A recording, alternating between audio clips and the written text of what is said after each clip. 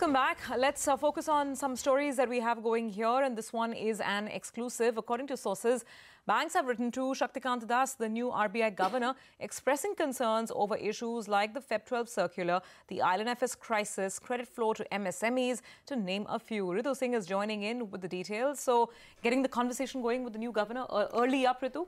Absolutely. In fact, this letter comes right after all the public sector chiefs met with Shaktikant Das. So they've now listed out several concerns that they have plaguing the industry, starting with the Feb 12 circular, where again, they've asked the new governor to do away with the one-day default rule and instead give banks a 60-day window, to find a resolution plan before. And if the resolution plan fails, they also want the RBI to give them a period of 60 days to refer the case to NCLT instead of 15 days as per the current circular. Also, banks have sought that the approval rate for the passing of a resolution plan be brought down to 66% in line with the IBC and not be 100% as is currently stipulated.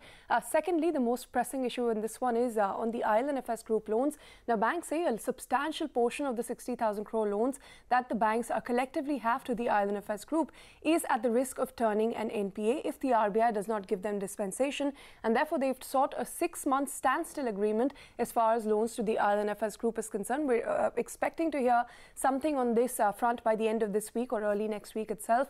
Thirdly, they also wrote to RBI about relaxing, risk weights when it comes to exposures to corporates and retails, which will free up capital to the extent of 25 to 40 basis points for banks, and especially for banks that are facing capital constraints. They will be able to lend if these relaxations are made.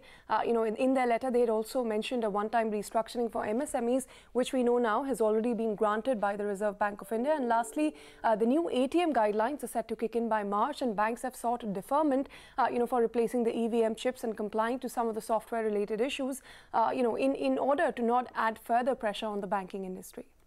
Okay, all right, Ritu, thank you very much for that. Let's now move on to some more exclusive news.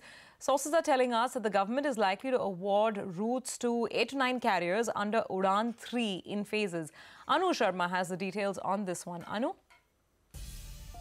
So sources have told us that the government will soon award the routes under the third round of regional connectivity scheme, which is called Udan or Ude Desh Ka Aam Nagarik.